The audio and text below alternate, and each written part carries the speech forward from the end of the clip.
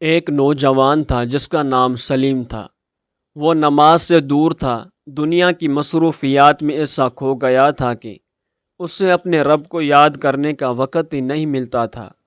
اس کی زندگی میں سکون نہیں تھا، دل ہر وقت بے چین رہتا تھا، مگر وہ سمجھ نہیں پاتا تھا کہ مسئلہ کیا ہے۔ ایک دن وہ شدید پریشانی میں گھر سے نکلا، نوکری بھی ختم ہو گئی تھی اور حالات دن بدن خراب ہو رہے تھے۔ وہ ایک مسجد کے پاس سے گزر رہا تھا کہ اندر سے اذان کی آواز آئی۔ دل پر عجیب سا اثر ہوا، مگر وہ پھر بھی آگے بڑھ گیا۔ لیکن پھر اچانک اس کے قدم رک گئے۔ اسے اپنی ماں کی بات یاد آئی، بیٹا جب بھی مشکل آئے تو سجدے میں چلا جانا، اللہ سب سن لیتا ہے۔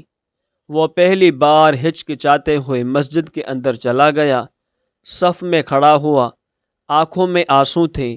جب اس نے سجدہ کیا تو دل کا بوجھ ٹوٹ گیا۔ وہ رو پڑا اور دل ہی دل میں کہا، یا اللہ میں بہت دور چلا گیا تھا، مجھے معاف کر دے۔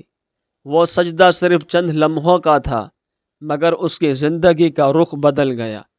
نماز کے بعد وہ کافی دیر مسجد میں بیٹھا رہا، جیسے اسے پہلی بار سکون ملا ہو۔ اسی دن سے سلیم نے اپنی زندگی بدل دی۔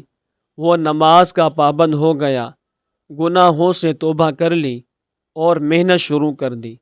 کچھ ہی وقت میں اس کے حالات بہتر ہونے لگے۔ ایک دن کسی نے اس سے پوچھا، تم بدل کیسے گئے؟ وہ مسکرایا اور کہا، ایک سجدے نے مجھے بتا دیا کہ سکون دنیا میں نہیں، اللہ کے قریب ہونے میں ہے۔ تو دوستو، اصل سکون اللہ کے ذکر اور سجدے میں ہے۔ مشکل وقت میں انسان کو اپنے رب کی طرف لوٹنا چاہیے۔